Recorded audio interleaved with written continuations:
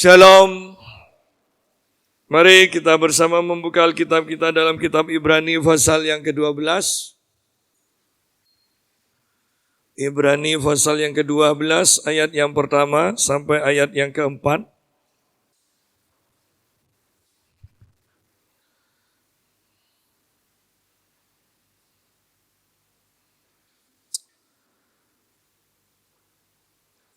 Karena kita mempunyai banyak saksi, bagaikan awan yang mengelilingi kita.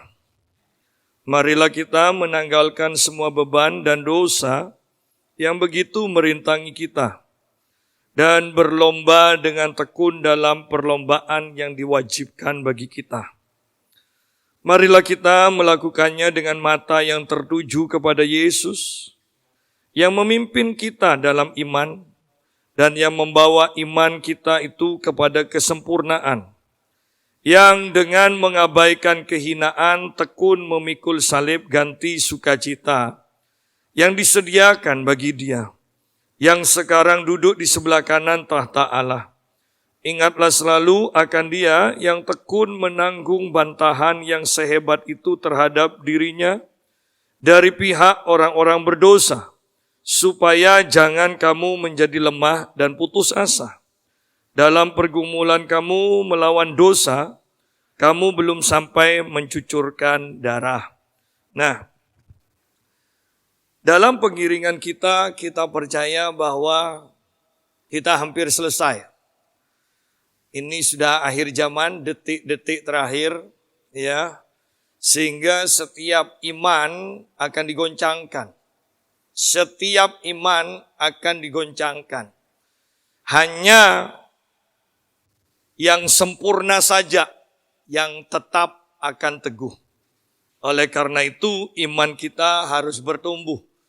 Saya tidak bosan-bosannya mau mengatakan bahwa dalam menghadapi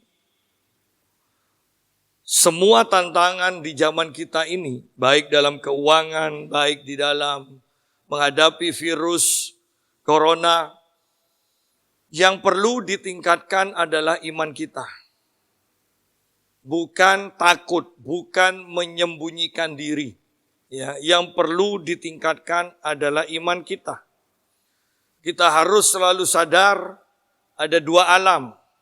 Alam jasmani, alam alami, atau alam surgawi. Nah, kita juga bisa memilih kita akan hidup di alam mana. Kalau kita hidup di alam jasmani, di alam alami, maka kita layak untuk takut dan memang seharusnya takut. Tetapi kalau kita hidup di alam surgawi, maka kita tidak perlu takut. Ya. Jadi, sungguh kita harus mengandalkan Tuhan di akhir zaman. Iman kita harus ditingkatkan. Mari kita lihat di sini, karena kita mempunyai banyak saksi.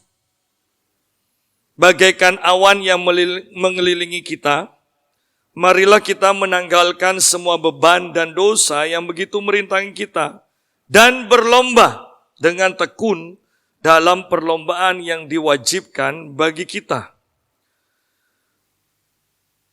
Jadi di sini setiap kita mengikuti perlombaan.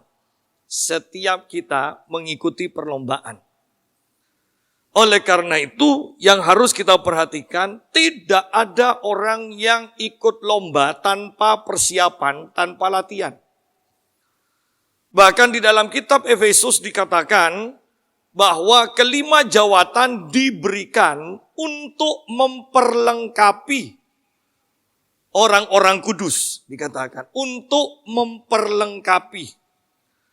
Jadi, sebelum dilepaskan di medan, apakah medan pertandingan, medan peperangan, harus diperlengkapi. Sebelum kita berlomba, harus mempersiapkan diri. Ya.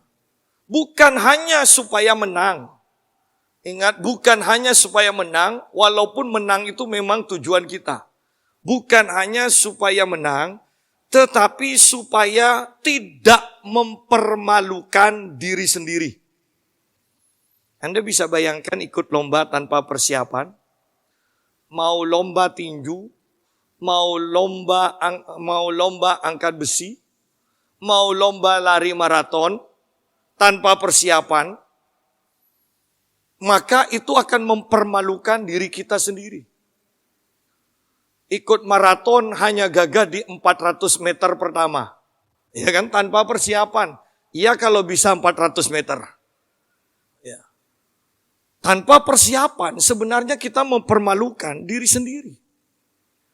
Bahkan sebagai orang Kristen kalau kita mau jujur, banyak dari kita menderita, hidup dalam pergumulan sebelum masuk dalam peperangan. Kita sudah kalah terlebih dahulu. Kita tidak ada persiapan. Kita seringkali berpikir kita ini menderita untuk Kristus, padahal bukan. Menderita karena sakit, menderita karena utang banyak, tidak bisa bayar. Menderita karena hal-hal yang tidak ada hubungannya dengan pengiringan kita akan Kristus. Sayangnya, kita merasa menderita karena Kristus. Saya takutnya nanti menderita kolesterol karena Kristus. Padahal karena kita ini tidak tertib dalam makan. Darah rendah menderita bagi Kristus. Padahal karena Anda kurang tidur. Jadi kita lihat di sini jangan hal-hal yang sebetulnya bukan dalam rangka pengiringan kita akan Kristus. Kemudian kita sok mengatakan, aku menderita, aku sakit, aku tidak dihiraukan oleh orang lain karena aku mengiring Kristus. Oh, belum tentu loh. Ya. Jadi kita sungguh-sungguh harus perhatikan di sini. Ingat, setiap kita diwajibkan untuk ikut perlombaan, diwajibkan. Ya. Karena di sini jelas dalam perlombaan yang diwajibkan bagi kita. Jadi ini wajib. Tidak ada yang mengatakan saya tidak mau ikut lomba, sudahlah. Yang penting KTP saya Kristen. Tidak bisa. Kalau memang kita Kristen, sungguh-sungguh anak Allah, pasti kita akan diwajibkan ikut perlombaan. Yang tidak ikut lomba berarti bukan orang beriman. Bukan anak Allah. Dan kemudian, perlombaan yang kita ikuti di sini adalah lari maraton. Oleh karena itu bukan hanya sekedar adu cepat, tetapi yang terpenting adalah mengatur langkah-langkah kita sehingga kita bisa sampai akhirnya. Dibutuhkan ketekunan karena ini maraton. Kalau Anda tidak tekun, mungkin hanya 10 menit pertama kemudian kita, ya yang lainnya sudah tertinggal, sudah berhenti. Maka Anda akan dilewati oleh yang lainnya itu nantinya. Oleh karena itu dibutuhkan di sini ketekunan. Di sini dikatakan, dan berlomba dengan tekun. Kata tekun berarti memakan waktu yang lama. Ya. Tekun. Sepertinya mau berhenti tetapi harus tetap lari. Itu tekun. Sepertinya sudah mau menyerah tetapi harus tetap melangkah. Itu bertekun. Ya. Berapa banyak dari kita orang Kristen sebenarnya sedang berlomba dan dibutuhkan ketekunan. Bisa dibayangkan Abraham berdoa untuk seorang anak saja memakan waktu 25 tahun. Ya. Untuk menggenapi janji firman Tuhan. Bisa bayangkan bangsa Israel untuk mempertahankan iman menantikan kedatangan Mesias. Dari Yesaya saja, dari Yesaya sudah memakan waktu 750 tahun. Dari Yesaya bernubuat bahwa seorang anak akan lahir, lambang pemerintahan ada di atas bahunya. Namanya akan disebut penasehat yang ajaib, Allah yang perkasa, Bapa yang kekal, Raja damai. Dari nubuatan ini saja, bangsa Israel menantikan 750 tahun.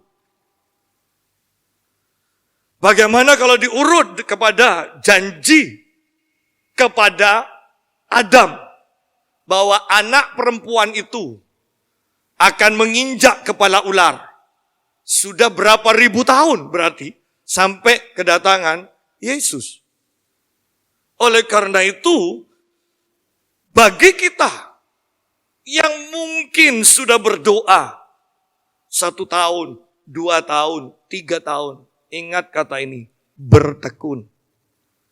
Jangan berhenti. Jangan berhenti untuk terus berlomba di dalam iman ini. Tidak ada kata menyerah. Kita harus menyelesaikannya. Jangan mengatakan sudah terlalu lama. Tidak. Yakinlah. Anda masih kurang secara alami. Saya selalu katakan masih ada Kaleb. Menantikan janji selama 40 tahun. Jadi kita ini belum ada apa-apanya sebetulnya.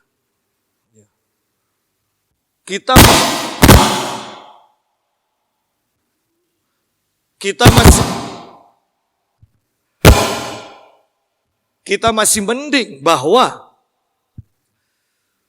kita ini dalam pengiringan Tuhan. Kadang ada waktu santai, kadang ada waktu bergumul, ya kan? Kadang ada waktu tertawa, ada waktu sedih.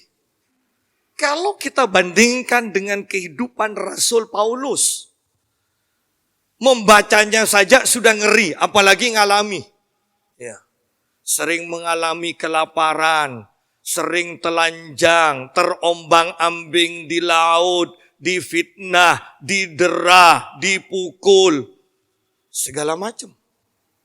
Membacanya aja sudah ngeri, apalagi ngalami. Kita ini masih santai. Sayangnya dalam kesantaian kita saja sudah banyak yang merasa bebanku terlalu berat. Padahal kita belum ikut lomba. Baru beban kita loh, bukan beban Tuhan yang kita pikul. Ayat pertama mengatakan begini, karena kita mempunyai banyak saksi, kita diwajibkan untuk berlomba, kita harus bertekun di dalam lomba itu, dan banyak saksi atau banyak penonton.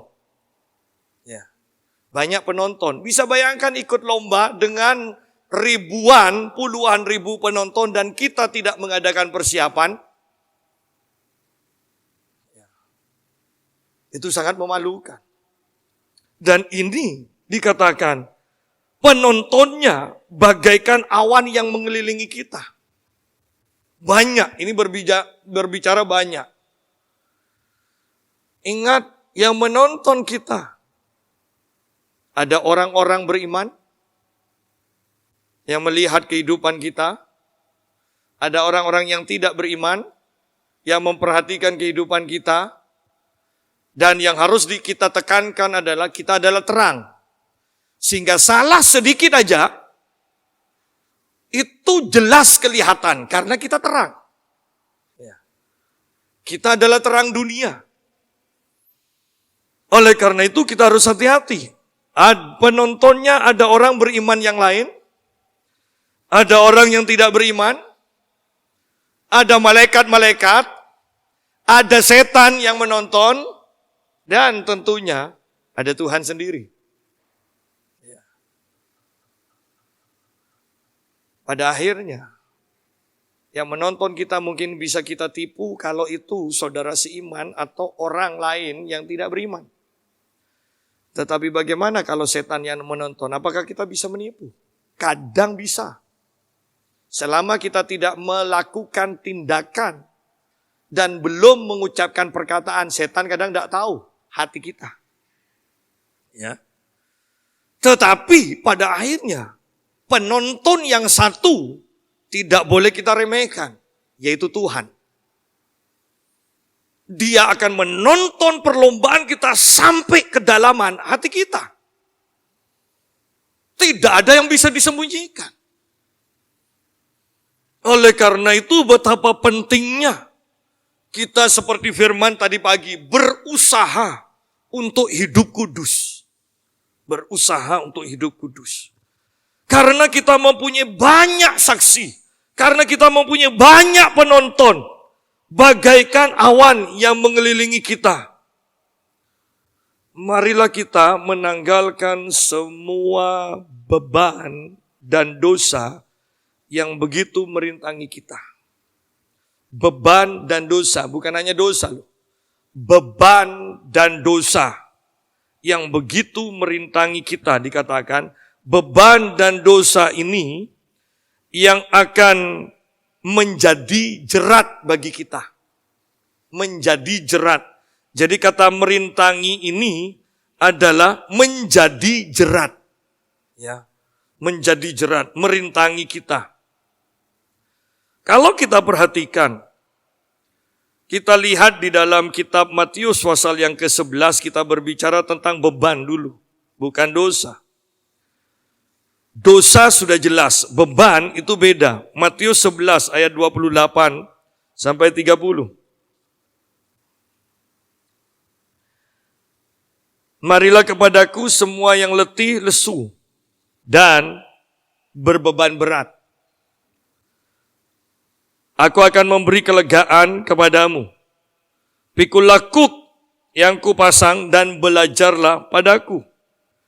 Karena aku lemah lembut dan rendah hati, dan jiwamu akan mendapat ketenangan. Sebab kuk yang kupasang itu enak dan bebanku pun ringan. Dikatakan orang yang letih lesu dan berbeban berat.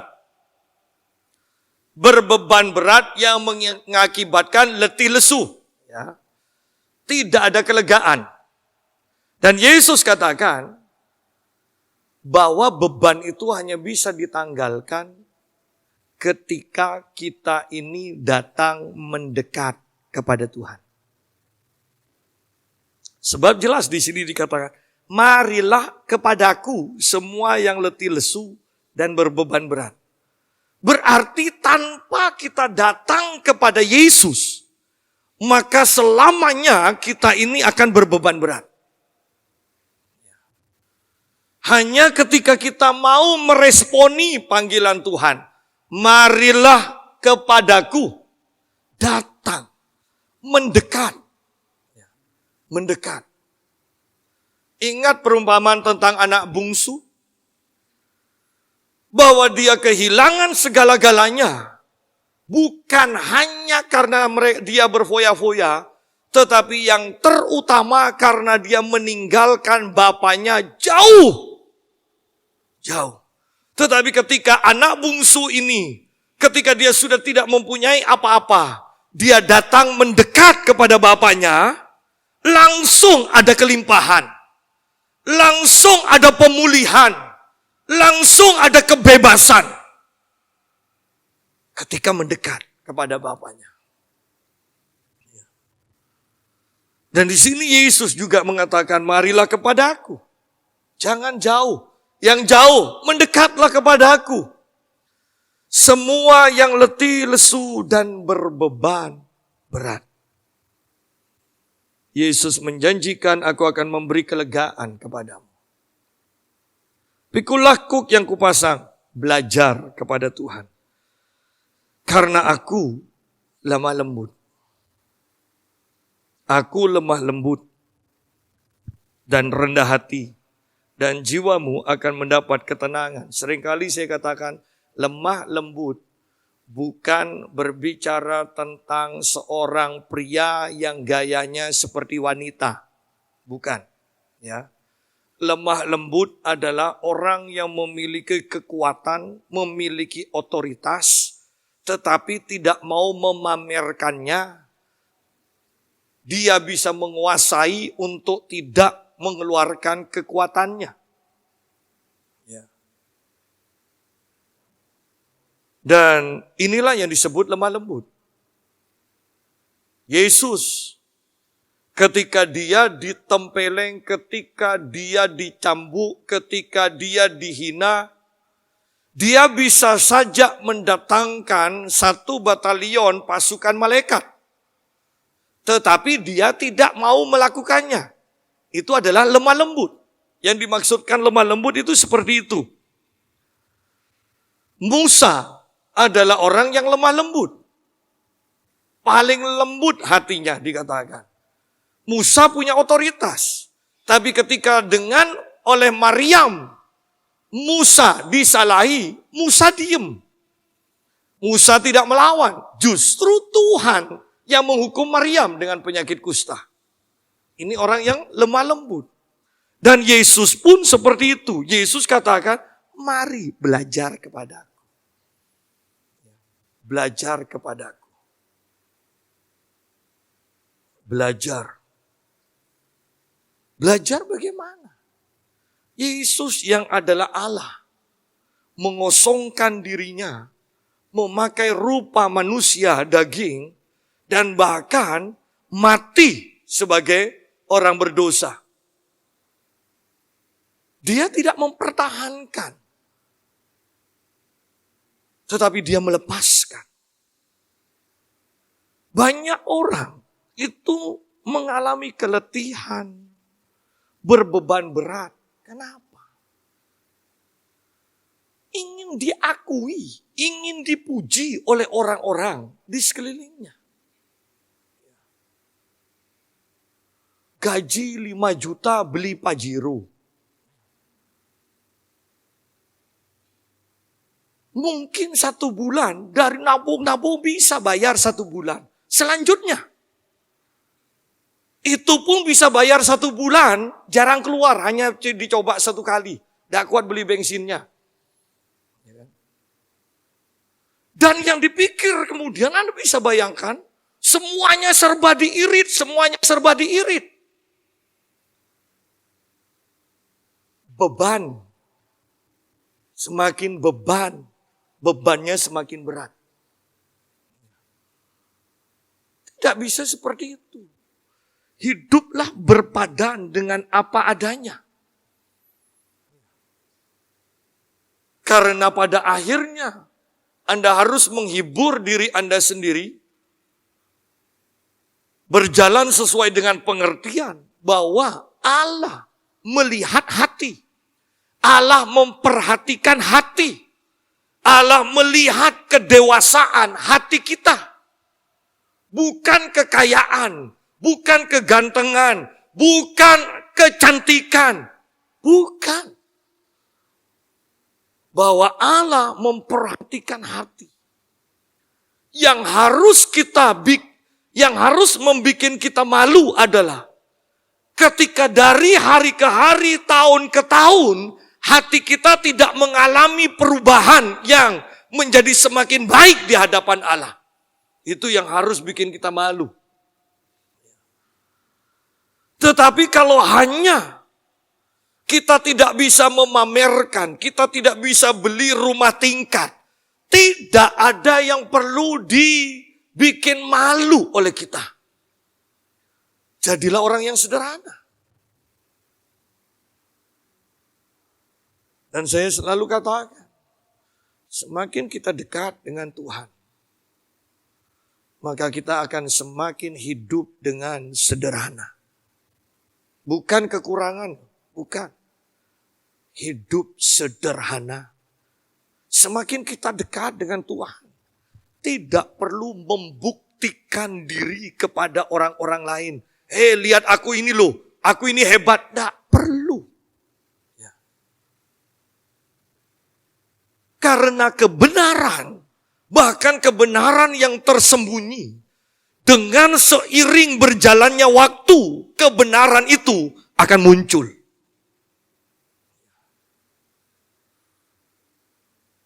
Pada akhirnya mungkin kita dikatakan, orang itu tidak punya uang. Ketika perekonomian hancur, orang yang dikatakan tidak punya uang, lo kok tetap santai? Kok tetap bisa menjalani kehidupan dengan baik? Orang yang dulu-dulunya pamer, ketika perekonomian hancur, kelabakan. Ingat, saya mau tekankan, Allah tidak memperhatikan yang kelihatan. Allah memperhatikan yang tidak kelihatan, yaitu hati. Ketika hati kita mau diubahkan, maka Tuhan akan begitu meninggikan kita pada akhirnya. Marilah kepadaku semua yang letih lesu dan berbeban berat. Aku akan memberi kelegaan kepadamu. Jangan terlalu berani berhutang terlalu banyak. Itu akan menjadi beban. Anda akan tidur sepertinya tidak tidur. Otakmu akan tetap memikir. Jangan. Jangan selalu berusaha untuk membuktikan. Supaya dikatakan kaya, beli tas yang super mahal, beli pakaian yang super mahal. Anda akan terbebani. Yang penting layak, yang penting cocok, yang penting pantas. Cukup. Ayat 29. Pikulah kuk yang kupasang, dan belajarlah padaku, karena aku lemah lembut dan rendah hati, dan jiwamu akan mendapat ketenangan. Jiwamu akan mendapat ketenangan. Bagaimana caranya ketika kita belajar kepada Yesus, ketika kita memakai kuk yang Tuhan pasang? Berbicara apa? Sederhananya berbicara ketaatan. Taat pada firman Tuhan itu akan memberikan ketenangan. Ketika kita mentaati firman Tuhan, kita akan menjadi orang yang tenang. Kuk yang kupasang itu enak dan bebanku pun ringan. Kitab Korintus mengatakan bahwa pencobaan yang kita alami tidak melebihi kekuatan kita. Dan Tuhan akan memberikan jalan keluar. Di sini dikatakan kuk yang kupasang itu enak dan bebanku pun ringan. Kenapa? Karena dipikul bersama Tuhan. Karena kasih karunia Tuhan cukup atas hidup kita. Kuasa Tuhan bekerja di dalam kita dan kita melakukannya bersama Tuhan. Paulus katakan, apa yang kami kerjakan, Tuhan yang melakukan. Anda bingung itu. Inilah artinya kuk yang kupasang. Sebab kuk yang kupasang itu enak dan bebanku pun ringan. Ringan karena apa yang kita kerjakan ternyata Tuhan yang melakukannya di dalam dan melalui kita. Kembali kepada Kitab Ibrani pasal yang ke-12.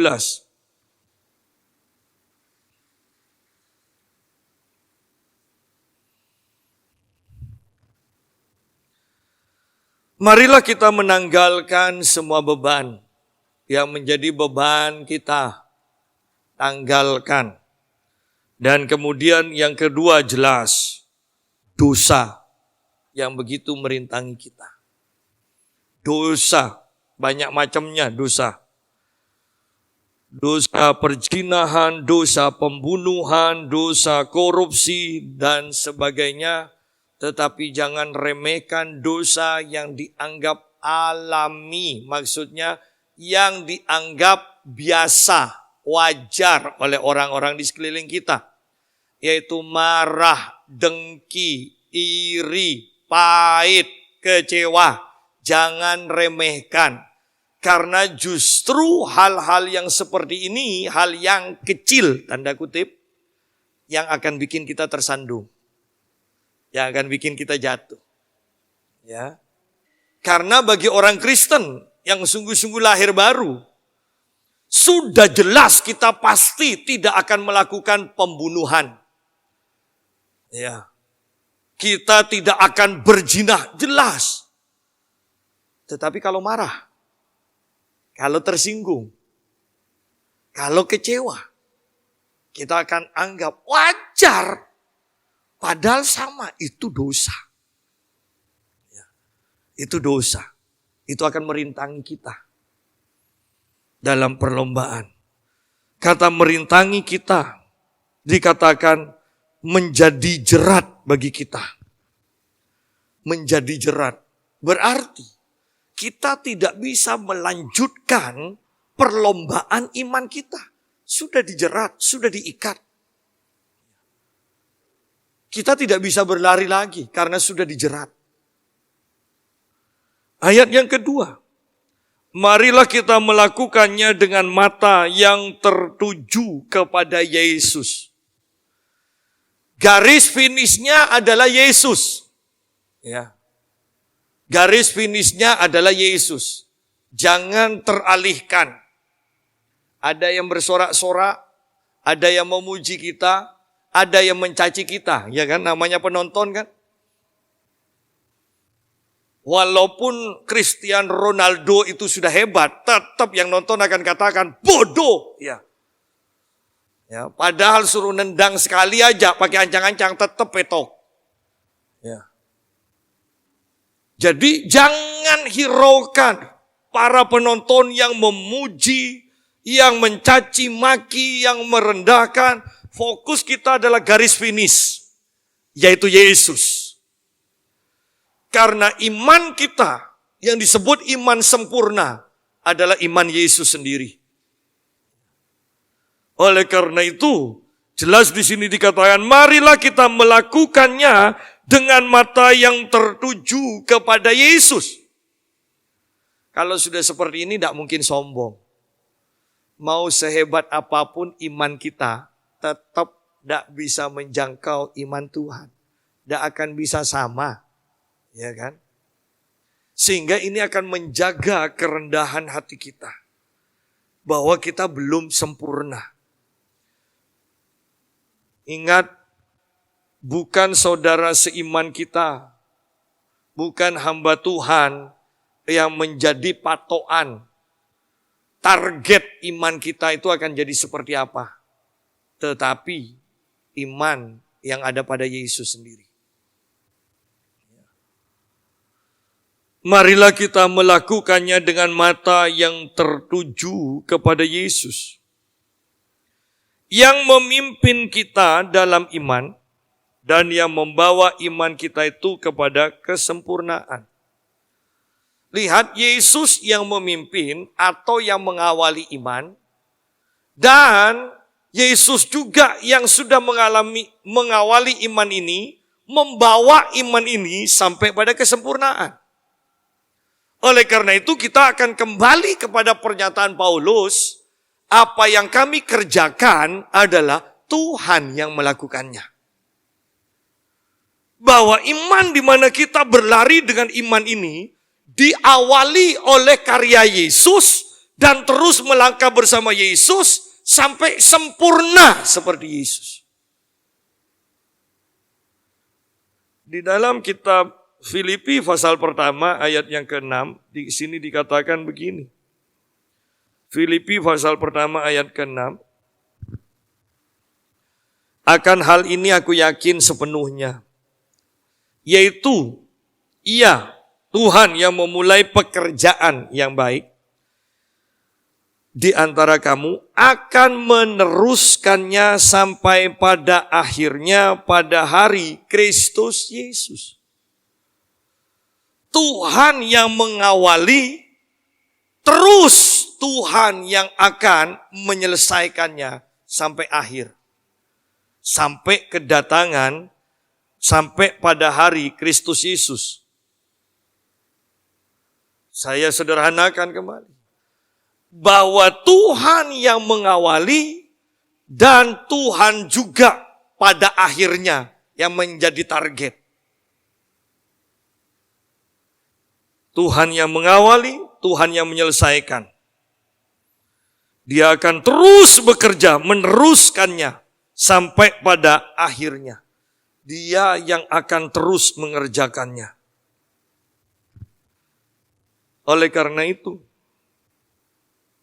lagu yang kita nyanyikan, satu-satunya yang kita andalkan, yang kita percayai, hanya Tuhan Yesus saja. Karena Dia yang mengawali, Dia mengerjakan, Dia yang menyelesaikannya. Iman kita diawali dengan Yesus, iman kita diakhiri, finishnya adalah Yesus juga. Karena di dalam Kristus, semuanya ada. Awal dan akhir hanya ada di dalam Kristus Yesus. Marilah kita melakukannya dengan mata yang tertuju kepada Yesus, yang memimpin kita dalam iman dan yang membawa iman kita itu kepada kesempurnaan. Perhatikan kata mengawali dan mengakhiri dengan sempurna. Berarti bukankah kita ini terus harus bertumbuh? Harus mengalami peningkatan. Seperti yang saya katakan. Mungkin dulu kita harus berdoa sungguh-sungguh untuk mendapatkan berkat 100.000. Tetapi 2 bulan, 3 bulan kemudian, doa kita meningkat, mungkin 500.000 dan mendapatkan lagi. Setahun kemudian kita akan meningkat, kita berani meminta 1 juta. Setahun kemudian kita meningkat, bisa berani meminta 10 juta. Dulu mungkin kita hanya berdoa kalau sakit kepala. Kemudian meningkat lagi kalau sakit gigi. Meningkat lagi kalau kolesterol. Meningkat lagi kalau diabetes. Semakin berat. Ini membuktikan bahwa iman kita terus ditingkatkan. Jangan selalu stabil, arti stabil. Dulu hanya 100.000, 5 tahun lagi imannya hanya berani 100.000. Anda harus meningkat. Karena di sini dikatakan, iman yang awal, saya mau sederhanakan, iman yang awal dengan iman yang akhir yang sempurna, tidak bisa sama. Dasar dan sempurna, ya, awal dan sempurna harus beda dong. Harus beda. Yang memimpin kita dalam iman dan yang membawa iman kita, perjalanan iman kita sampai pada kesempurnaan. Perjalanan iman kita sampai sempurna. Berarti sampai sekarang pun sebenarnya yang Tuhan inginkan dan Tuhan sedang kerjakan dalam hidup kita, kalau kita mau mengizinkan, adalah Tuhan terus mengusahakan peningkatan iman dalam kehidupan kita.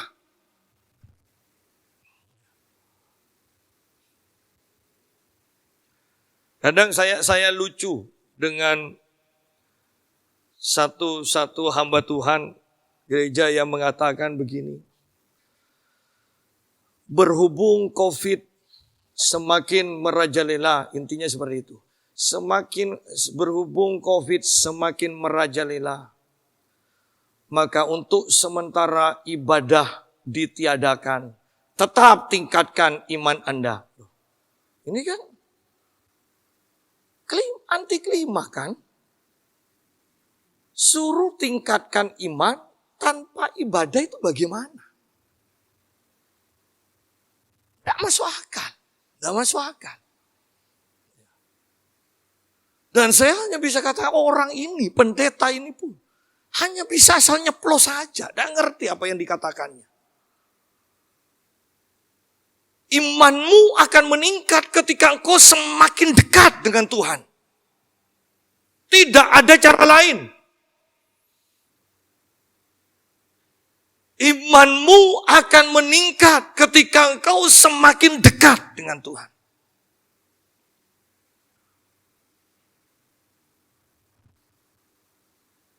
Yesus katakan, yang dengan di sini dikatakan, Alkitab ini mengatakan, yang dengan mengabaikan kehinaan, tekun memikul salib, tekun menderita, tekun dalam menjalani penghinaan, ganti sukacita yang disediakan bagi dia.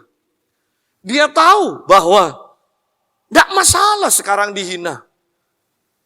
Tetapi dia tahu di depan ada sukacita yang menanti. Ada berkat yang menanti.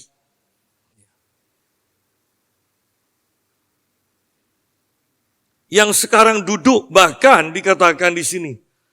Selain sukacita yang disediakan, tahta disediakan. Jangan remehkan perjalanan iman kita. Karena walaupun perjalanan iman kita, seperti Mazmur 23 katakan, melewati lembah kekelaman, Alkitab juga mengatakan, setelah gelap, dari gelap dikatakan, terbitlah terang. Dari gelap, terbitlah terang. Mazmur 23 mengatakan, perjalanan iman melewati, bukan tinggal di dalam lembah kekelaman. Melewati lembah kekelaman bersama Tuhan. Ada sukacita yang menanti. Ada tahta yang menanti. Tetapi kalau kita tidak melakukan perjalanan iman, kita tidak mengikuti perlombaan iman yang diwajibkan bagi kita. Tidak ada tahta. Tidak ada sukacita kemenangan. Jangan gampang mengeluh. Yakinlah yang harus kau perhatikan ada Yesus. Ada sukacita. Ada tahta yang disediakan. Ingatlah selalu akan Dia yang tekun menanggung bantahan yang sehebat itu terhadap dirinya dari pihak orang-orang berdosa, supaya jangan kamu menjadi lemah dan putus asa. Berarti perjalanan iman kita ini tidak mudah loh. Karena perjalanan iman ini akan membuat kita bisa-bisa menjadi lemah, bisa-bisa bahkan sampai dalam taraf putus asa. Berarti ini perjalanan iman yang melelahkan, yang begitu beratnya. Sampai bisa menjadikan kita lemah, sampai bisa menjadikan kita putus asa. Berapa banyak yang berhenti dalam melakukan perjalanan iman? Berapa banyak yang mengatakan sudah istirahat dulu. Tapi saya tetap loh Kristen ya, tetap hanya istirahat dulu. Berapa banyak? Kenapa? Engkau lelah. Engkau lelah. Kenapa lelah? Anda jauh dari Tuhan. Karena Tuhan katakan, mari semua yang letih lesu dan berbeban berat. Semua yang lapar dan haus datanglah dan minum dengan cuma-cuma, kata Tuhan. Berarti harus datang kembali. Kenapa Anda mengalami keletihan? Mengalami dehidrasi? Anda jauh dari Tuhan. Jauh dari Tuhan. Datang mendekat. Maka Anda akan mendengar Tuhan mengatakan, minumlah dengan cuma-cuma. Anda akan disegarkan kembali. Anda akan dikuatkan kembali. Ingatlah selalu akan Dia yang tekun menanggung bantahan yang sehebat itu terhadap dirinya dari pihak orang-orang berdosa. Sidang jemaat.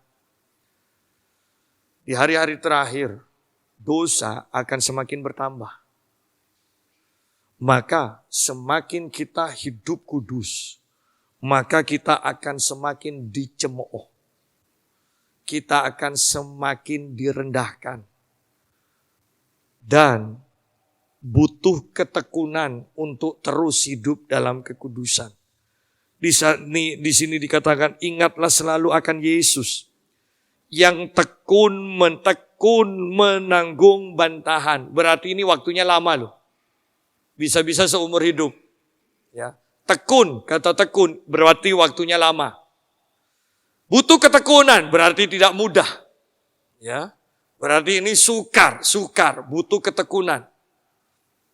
Tekun menanggung bantahan yang hebat, bantahan yang hebat, cemoohan yang hebat, hinaan yang hebat terhadap dirinya dari pihak orang-orang berdosa. Semakin kita hidup kudus bagi Tuhan, maka kita akan semakin dianggap aneh. Semakin kita hidup kudus bagi Tuhan, maka kita akan semakin dijauhi. Semakin kita hidup kudus bagi Tuhan, maka kita akan semakin dihina, akan semakin dimusuhi. Oleh karena itu butuh ketekunan untuk terus menetapkan hati, aku akan hidup dalam kekudusan. Dan kembali ingat Yesus. Karena sehebat apapun penghinaan, bantahan, cemoohan yang kita alami, pasti tidak sehebat yang dialami oleh Tuhan Yesus. Sehingga tidak ada alasan bagi kita untuk menyerah. Ya. Dan ayat yang keempat, ayat terakhir mengatakan, dalam pergumulan kamu melawan dosa, kamu belum sampai mencucurkan darah. Belum. Leher kita belum dipenggal. Jangan menyerah. Bahkan dalam ketaatan kita pun kepada Tuhan. Pergumulan untuk tetap taat. Belum sampai mencucurkan darah. Ingat Tuhan Yesus, sebelum mati dia berdoa di Taman Getsemani. Doanya sederhana, tapi butuh waktu 3 jam. Sekiranya mungkin Tuhan lalukan cawan ini. Kehendak Tuhan atau kehendakku. Yesus butuh waktu 3 jam untuk taat pada kehendak Tuhan, kehendak Bapanya. Dan itu sampai dikatakan pergumulannya. Sampai mencucurkan darah. Kita ini kan belum sampai mencucurkan darah kan. Hanya sampai kaki geringgitan. Ya kan. Yang ngerti, maksud saya ya. Yang enggak ngerti enggak masalah. Ya. Belum sampai mencucurkan darah. Sampai geringgingan aja. Jarang yang ada. Ya, jarang. Kadang kita itu tepuk tangan aja. Di sebelahnya enggak dengar. Kalau kita tepuk tangan. Hanya tangan kita aja yang gerak kiri kanan. Yang namanya tepuk tangan seharusnya kiri kanan kita mungkin 3 orang di kiri kanan kita harus dengar dong tepuk tangan kita. Baru itu disebut tepuk tangan. Kalau tidak ada kedengaran 2-3 orang di samping kita, itu namanya gerak tangan. Ya. Ingat target kita. Bukan hanya tepuk tangan. Bukan hanya kaki yang geringgingan karena berlutut, karena bersila dalam doa. Tetapi di sini jangan putus asa. Yesus ketika dia bergumul dalam doa sampai keringatnya menjadi darah. Itu pun dia tidak putus asa. Dia masih dicambuk mengeluarkan darah. Dalam tetesan-tetesan darah yang terus mengucur, dia masih memikul salibnya. Sidang jemaat. Oleh karena itu, kalau Yesus adalah teladan kita, maka tidak ada alasan bagi kita untuk menyerah dalam perjalanan iman kita. Karena yang menjadi target itu begitu tingginya. Ya. Bukan hanya menjadi yang terbaik di antara saudara seiman. Bukan hanya menjadi yang terbaik di antara pendeta mungkin. Tetapi targetnya adalah menjadi sama seperti Yesus. Sehingga ini akan menjadi target yang harus kita kerjakan terus sampai akhir hidup kita. Inilah iman. Inilah iman. Ke gereja belum membuktikan iman kita. Karena nanti iman kita walaupun ke gereja mungkin itu adalah awal dari iman kita. Tetapi ini akan terus dibuktikan. Lewat perjalanan iman yang menghadapi kesukaran. Meningkat kesukarannya. Semakin meningkat kesukarannya. Ingat kata Alkitab. Jangan menyerah. Kamu belum sampai meneteskan darah dikatakan. Tidak punya alasan kita semua untuk menyerah. Belum sampai meneteskan darah. Berarti pada akhirnya di akhir zaman, kitab Wahyu juga menjelaskan. Ada orang-orang untuk membuktikan imannya harus sampai mengalami kematian. Menakutkan, ya, tetapi saya mau tekankan kembali. Apa yang kita lakukan, Tuhan yang mengerjakannya di dalam kita, bersama kita. Saya kembali selalu ingat ketika di sebuah negara komunis Eropa Timur, dua perempuan muda yang menginjil ditangkap dan divonis hukuman mati. Kemudian digerakkan untuk seluruh dunia orang Kristen berdoa untuk dua wanita ini. Semuanya berdoa. Detik-detik terakhir, kedua orang ini akan dihukum mati. Ternyata dibatalkan dan dibebaskan. Dan dua wanita ini ditanya, bagaimana perasaanmu ketika hukuman mati itu sudah semakin dekat? Dua wanita ini mengatakan, kami tidak mengerti. Tetapi yang jelas ada damai dan kami sama sekali tidak mengalami ketakutan. Aneh, iya. Iya, aneh. Tetapi inilah yang terjadi. Bahwa Allah tidak pernah meninggalkan kita. Allah selalu menyertai kita.